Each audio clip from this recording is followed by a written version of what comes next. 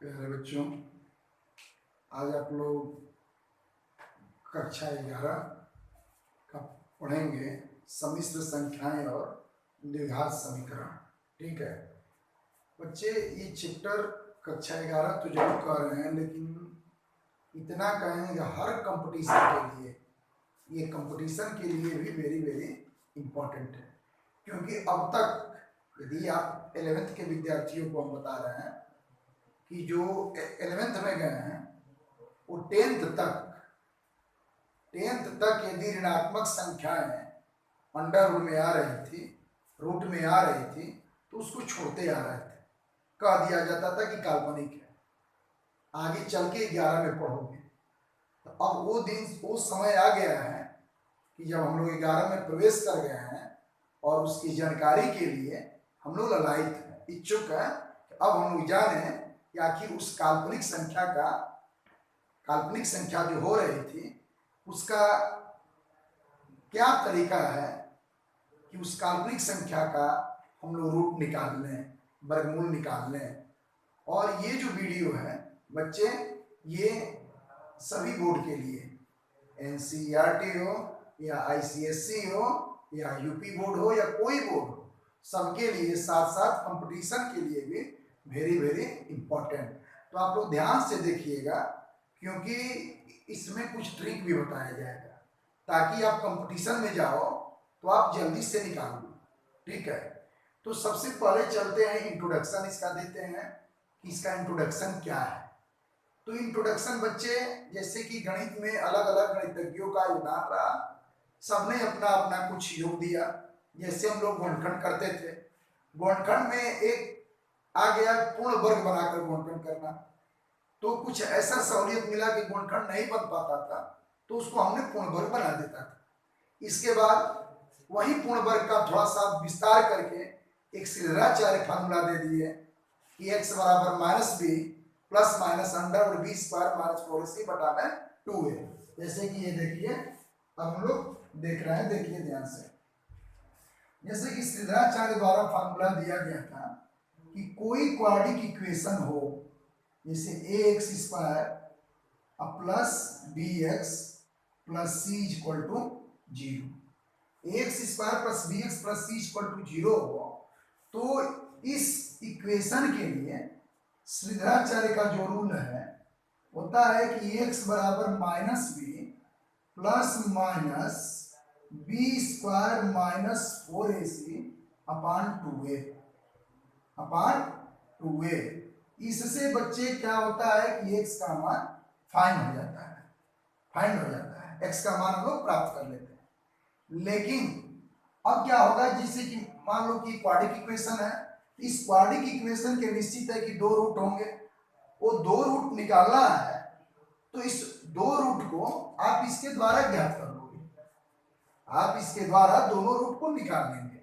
लेकिन अब हमको मेन रूप से आज हम लोग पढ़ने के लिए इसमें प्रेजेंट हो रहे हैं, आप लोग के सामने वीडियो अपलोड हो रहा है कॉम्प्लेक्स नंबर का, कि what is the complex number, complex number क्या है और कॉम्प्लेक्स नंबर का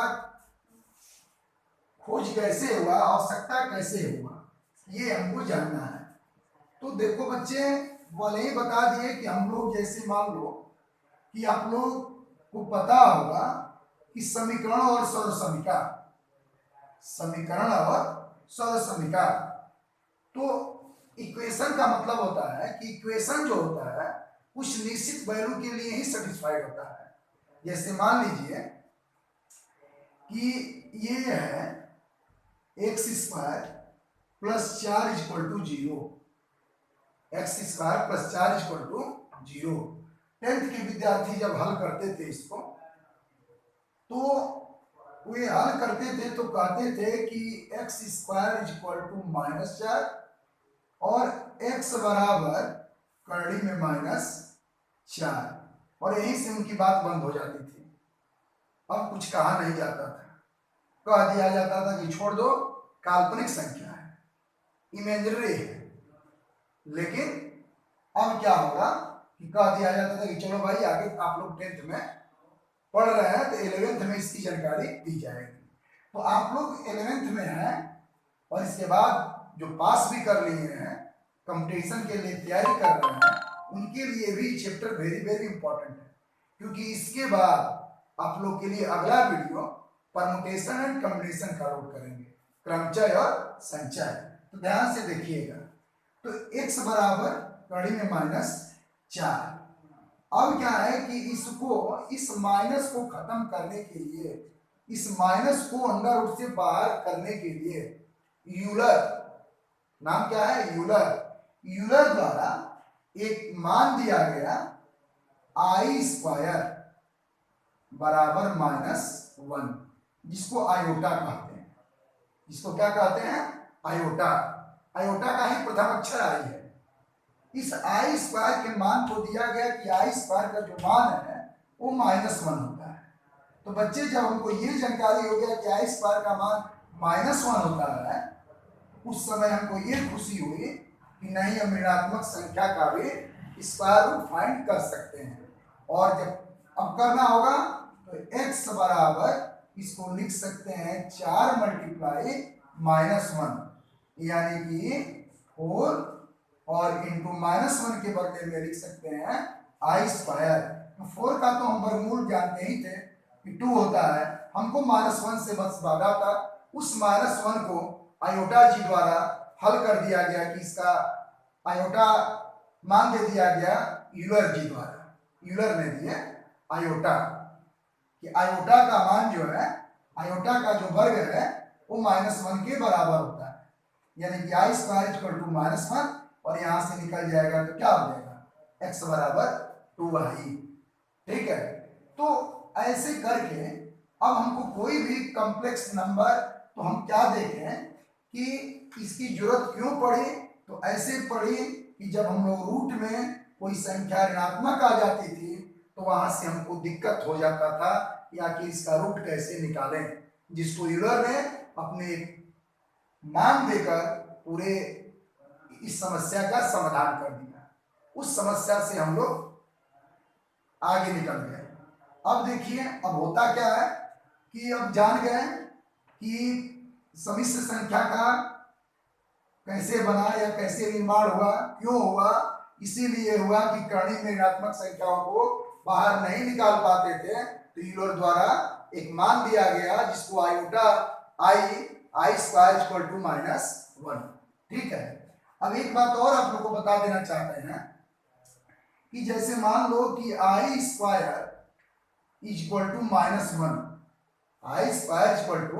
-1, अब इसी कंसेप्ट पर हम I का कितना भी बड़ा मान हो उसको हम फाइंड कर सकते हैं, ज्ञात कर सकते हैं।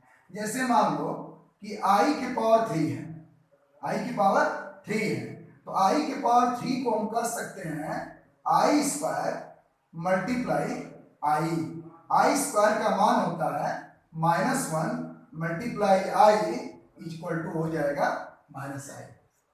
ठीक है।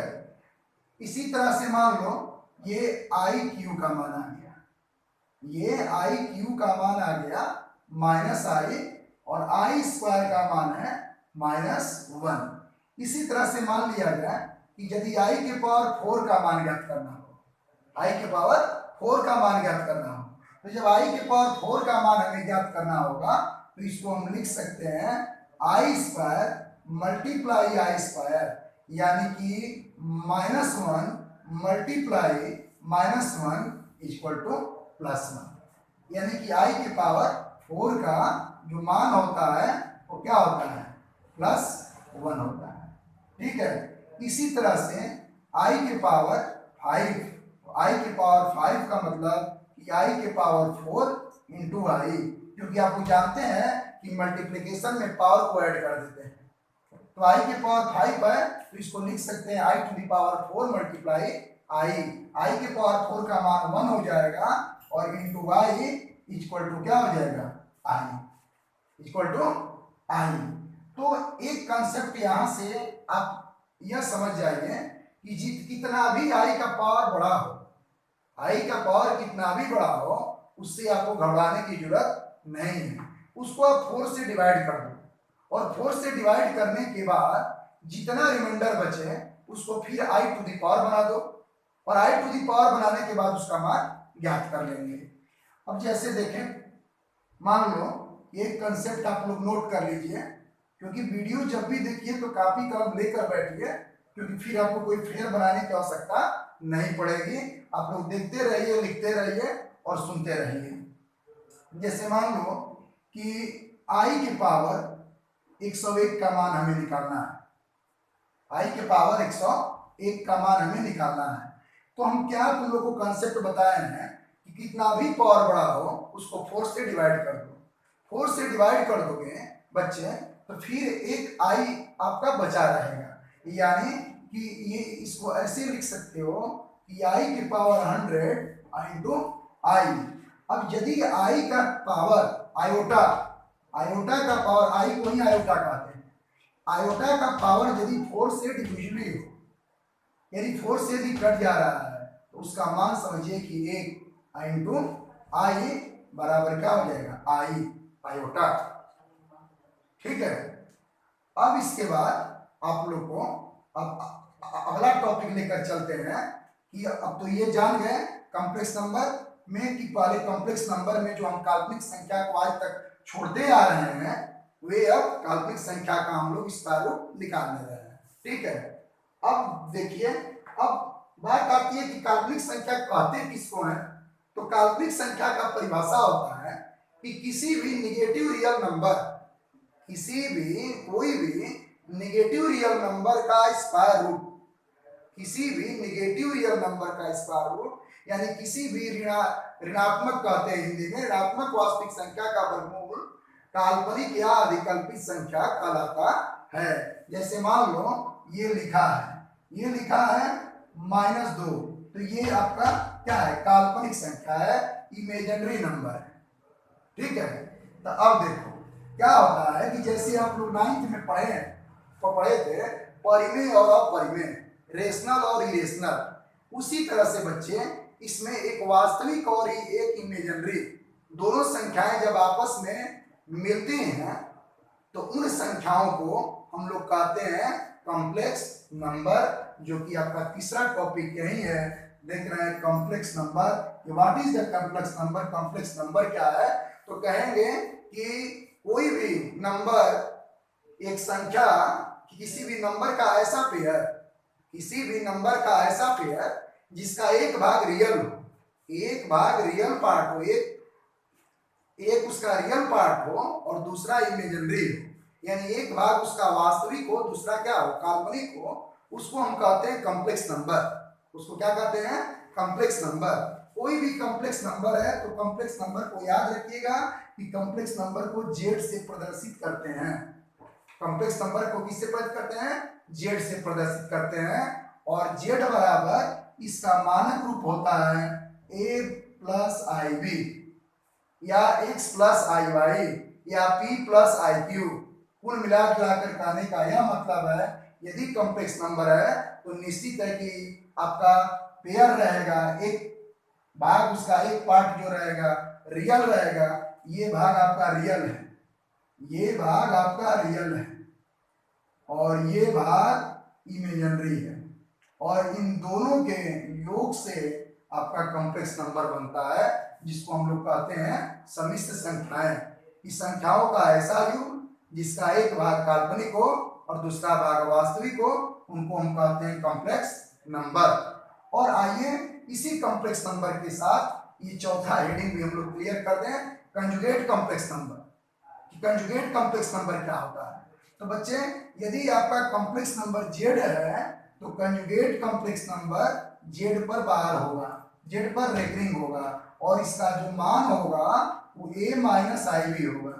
जेड माइनस जेड पर बार यानी जेड पर रेकरिंग बराबर a माइनस आई बी, जो कि इसका कंजुगेट है। क्या है, कंजुगेट है। यानी कि संयुग्मित समिश्र संख्या का परिभाषा होता है कि दो कॉम्प्लेक्स नंबर, यदि दिए हुए दो कॉम्प्लेक्स नंबर एक दूसरे के कंजुगेट कॉम्प्लेक्स नंबर कहलाएंगे, लेकिन एक शर्त रहेगा कि उनका रियल पार्ट बराबर हो, इमेजिनरी पार्ट मैग्नीट्यूड में बराबर हो, परंतु साइन में अपोजिट हो। जैसा कि आप देख रहे हो कि जेड बराबर लिखा है ए प्लस आई बी और जेड पर बार बराबर लिखा है ए माइनस आई बी। दोनों में अंतर यही है कि इसमें वास्तविक और काल्पनिक के बीच में पॉजिटिव चिन्ह है, जबकि इसमें वास्तविक और काल्पनिक के बीच में नेगेटिव चिन्ह है। तो यही कहा जाता है कि दो कॉम्प्लेक्स नंबर को आप कंजुगेट कॉम्प्लेक्स नंबर कह सकते हैं, लेकिन कंडीशन होना चाहिए कि उनका रियल पार्ट साइन और मैग्नीट्यूड दोनों में इक्वल हो, परंतु बट इसका जो इमेजिनरी पार्ट हो वो मैग्नीट्यूड में इक्वल हो परंतु साइन में विपरीत हो, उसको आप बोलोगे कंजुगेट कॉम्प्लेक्स नंबर। क्या बोलोगे? Conjugate complex number. ठीक है, अब देखिए चौथा पॉइंट भी आपका क्लियर कर दिए। अब इसके बाद पांचवा नंबर में आप आएंगे सम्मिश्र संख्याओं का वर्गमूल। सम्मिश्र संख्याओं का वर्गमूल। अब तक तो आप संख्याओं का वर्गमूल निकालते थे, अब जानेंगे कॉम्प्लेक्स नंबर का वर्गमूल। तो कॉम्प्लेक्स नंबर यदि है, यदि मान लीजिए कि x प्लस आई वाई कोई कॉम्प्लेक्स नंबर है, x प्लस आई वाई कोई वर्गमूल निकालने के लिए कहता है तो निश्चित तौर पर ऐसे करते हैं, रूप में करते हैं। तो मान लेते हैं कि इसका वर्गमूल जो होगा वो प्लस माइनस ए प्लस आई बी होगा, ए प्लस आई बी, क्योंकि आपको पता होगा कि वर्गमूल को हमेशा प्लस माइनस में लिखा जाता है, पॉजिटिव और नेगेटिव के साथ, क्योंकि पॉजिटिव का भी वर्ग करेंगे तो पॉजिटिव मिलेगा और नेगेटिव का भी स्क्वायर करेंगे तो पॉजिटिव मिलेगा। इसलिए वर्गमूल को हमेशा किस में लिखा जाता है? प्लस माइनस में लिखा जाता है। ठीक है, अब देखिए, अब जैसे वर्गमूल निकालना होता है तो कैसे हम लोग निकालते हैं। ठीक है, तो देखिए सम्मिश्र संख्याओं के वर्गमूल के पहले वर्गमूल निकालने की विधि आपको लास्ट में बता रहे हैं, तब तक ये दोनों हेडिंग क्लियर कर दे रहे हैं। ठीक है, सम्मिश्र संख्याओं के वर्गमूल को आपको ये बता दिए कि कोई भी, जैसे मान लो कि दिया है कि 7 प्लस 24 आई, देख लो ये 7 प्लस 24 आई का स्क्वायर रूट निकालने के लिए दिया है। ठीक है, तो आप यदि 11th में हो तो आपको क्या करना पड़ेगा कि 7 प्लस 24 आई, तो इसका वर्गमूल मान लिया जाएगा कि इसका वर्गमूल जो होगा वो x प्लस क्या होगा? आई वाई होगा। मान के चलेंगे कि इसका वर्गमूल जो होगा वो क्या होगा? x प्लस आई वाई होगा। इसके बाद दोनों तरफ स्क्वायर रूट कर देंगे, बोथ साइड स्क्वायर रूट, यानी कि 7 प्लस 24 आई बराबर हो जाएगा x प्लस आई वाई का क्या हो जाएगा? होल स्क्वायर, यानी कि 7 plus 24 I 24 I is equal to ये हो जाएगा x square plus I square Y square plus हो जाएगा 2x आई वाई, 2x आई वाई।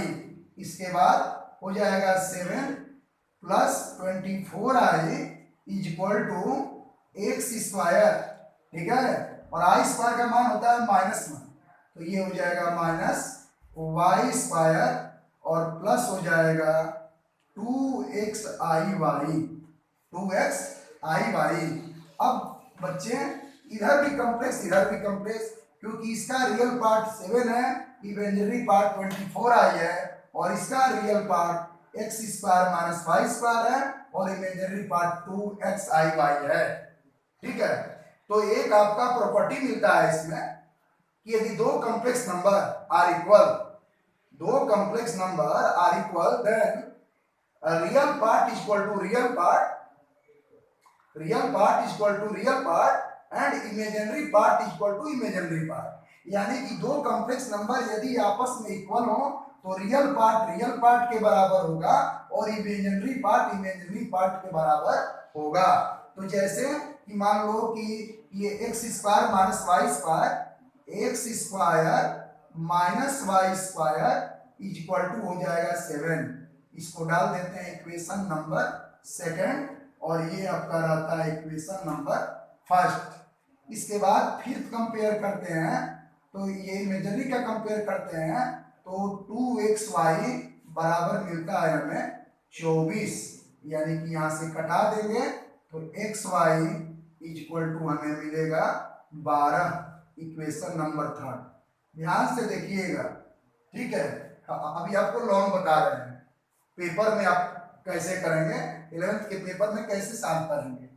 अब क्या है कि x square minus Y square का मान 7 आ गया और इसका मान 12 आ गया। अब क्या करें, कई तरीका है, क्वाड्रेटिक इक्वेशन भी बना सकते हैं, और नहीं तो आप एक फार्मूला याद रखो। एक फार्मूला होता है कि x square minus Y square का whole square is equal to x square plus Y square का whole square minus 4ab, 4ab यानी कि 4x स्क्वायर वाई स्क्वायर, ठीक है। अब क्या करोगे कि x square minus Y square का मान तुम्हें पता है 7, तो 7 तो ये हो जाएगा 49 इज इक्वल टू हो जाएगा X square plus Y square का क्या हो जाएगा होल स्क्वायर माइनस 4 और into X square Y square, तो एक्स वाई का मान 12 है, तो इसका मान हो जाएगा 144 यानी 144। अब क्या करोगे कि यहां से ये 49, ठीक है, और ये माइनस है तो आएगा तो क्या हो जाएगा प्लस, चचा होगा 16 और 4 या 66, कैरी लगा 1, 4 में 4 का करेंगे 16 और फिर ये 7 हो जाएगा और 4 एकम 4 आए, कितना हो जाएगा 5। ये मान आपका आ गया किसका, ये मान आ गया x square plus Y square का whole square, x square plus Y square का होल स्क्वायर। बच्चे इसको जब ज्वाइंट करेंगे तो 625 होगा, 625 होगा। तो यहां से आप क्या करोगे कि x square plus Y square बराबर 625 का वर्गमूल हो जाएगा 25। इक्वेशन नंबर क्या डाल दिया जाए, 4 डाल दिया जाए, ठीक है। आप लोग इसको नोट कर लें, आराम से इसको कॉपी और कलम पे नोट कर लें, ये इक्वेशन नंबर 4 बन गया, ठीक है। अब क्या करेंगे कि जब 4th इक्वेशन बन गया, ठीक है, तो अब क्या करेंगे, ये दो हेडिंग की चर्चा कर दी है, तो अब क्या करेंगे पहले कर लीजिए। अच्छा, तो अब देखिए अब क्या होगा कि इक्वेशन 2 और 4, तो 2 और 4 से क्या होगा कि x square minus Y square is equal to दिया है 7 और X square plus Y square बराबर दिया है 25। वाई स्क्वायर से वाई स्क्वायर क्या हो गया, हट गया, ये हो जाएगा 2x स्क्वायर, क्या हो जाएगा 2x square is equal to हो जाएगा क्या, इज इक्वल टू हो जाएगा 32। इसको 2 से कटा दो तो 16 सही है, और x बराबर हमको मिल जाएगा plus minus 4। x equal to क्या मिल गया, प्लस माइनस 4, ठीक है। अब क्या करते हैं कि put value x in equation 3, यानी x की जो वैल्यू है इक्वेशन 3 में हम रख देंगे। तो जब रख देंगे तो y इक्वल टू मिलेगा 3, y इक्वल टू मिलेगा 3, तो यानी कि यहां से x का वैल्यू को पुट कर दो 3rd इक्वेशन में, तो आप पा जाओगे y बराबर प्लस माइनस 3। इससे मत घबराइए कि प्लस माइनस क्यों हो गया, क्योंकि आप क्या किए हो कि जब प्लस 4 लोगे तो प्लस 3 मिलेगा और माइनस 4 लेगे तो माइनस 3 मिलेगा, ठीक है। तो अब क्या करते हो कि इसी मान को आप यहाँ पर रख देते हो, तो इसका वर्गमूल हो जाएगा, प्लस माइनस को बाहर कर लो तो 4 प्लस 3i, 4 प्लस 3i, यही आपका आंसर हो गया, यही क्या हो गया, आंसर हो गया, ठीक है। अब देखिए यदि आप कंपटीशन में बैठे हैं तो कंपटीशन में सॉल्व कैसे करेंगे ये बात आती है।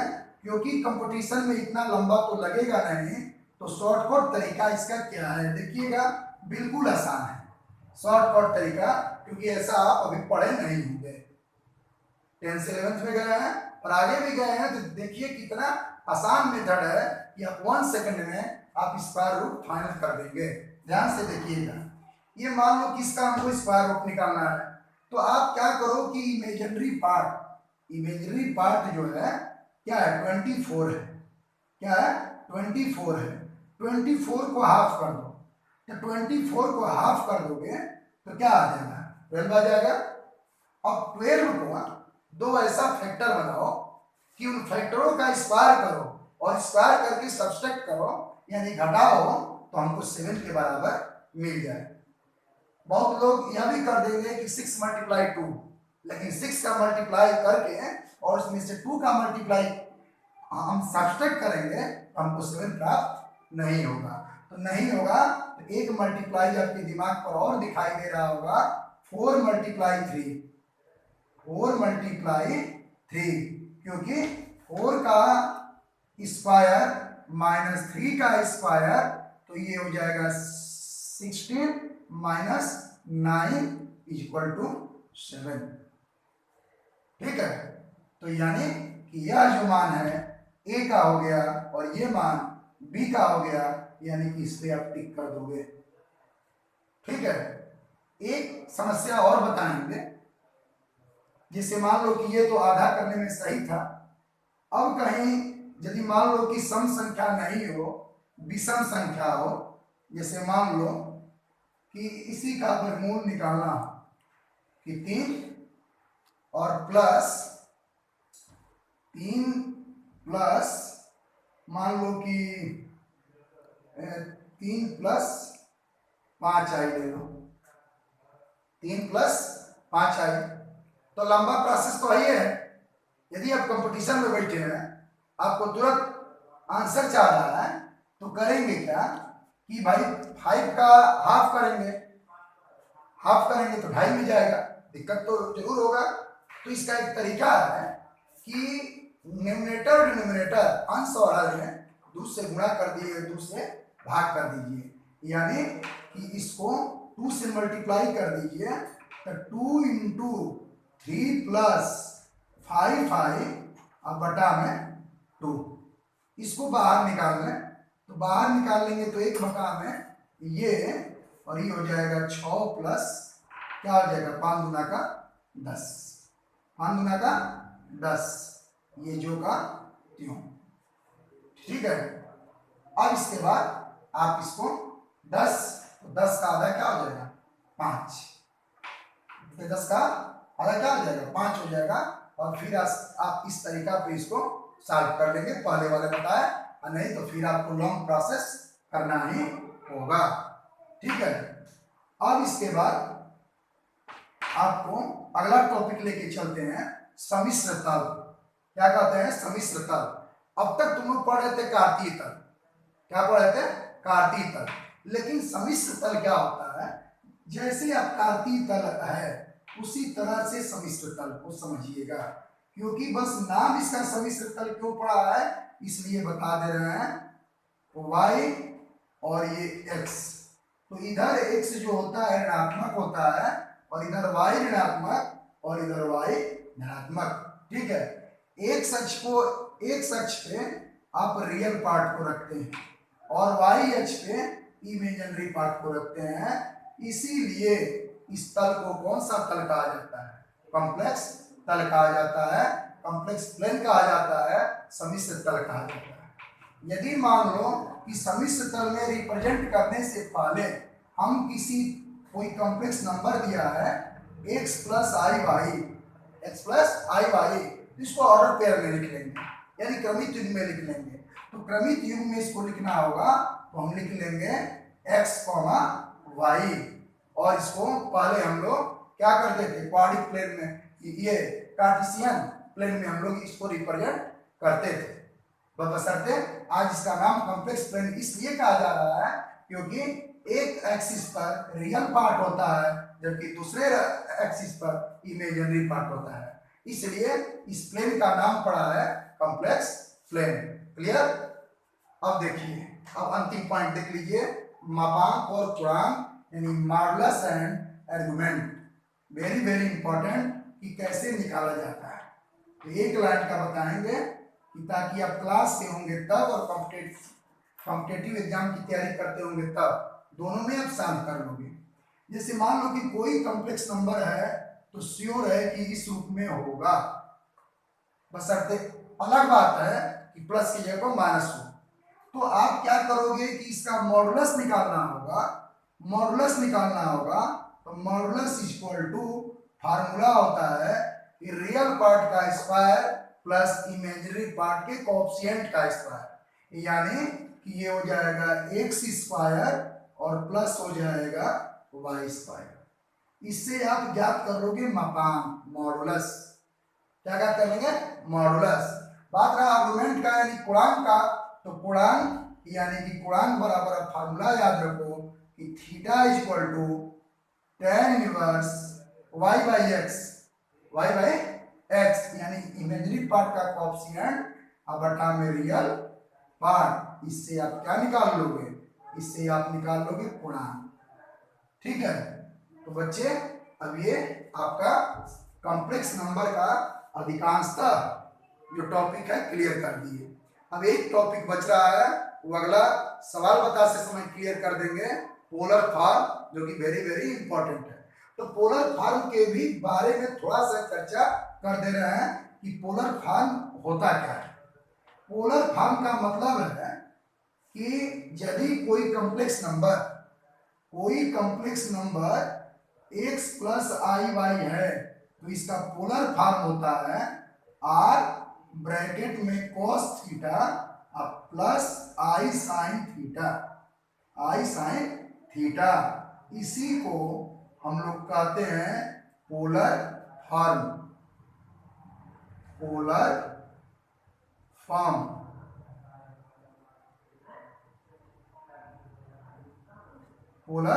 फॉर्म ध्रुवीय रूप, इसको हिंदी में कहते हैं ध्रुवीय रूप। यानी कोई कॉम्प्लेक्स नंबर यदि दिया हो तो उस कॉम्प्लेक्स नंबर को हम लोग आर और थीटा के रूप में रिप्रेजेंट करते हैं, उसी को हम लोग बोलेंगे पोलर फॉर्म। तो अब इसको आप लोग ध्यान लगा के पढ़ जाइएगा। कोई भी दिक्कत हो तो आप कमेंट के द्वारा जरूर बताइएगा कि कैसा आपका है, समझ में आया कि नहीं आया, कौन सा पार्ट क्लियर हुआ, कौन सा पार्ट क्लियर नहीं हुआ। और वीडियो को शुरू से अंत तक देखिएगा। जय हिंद।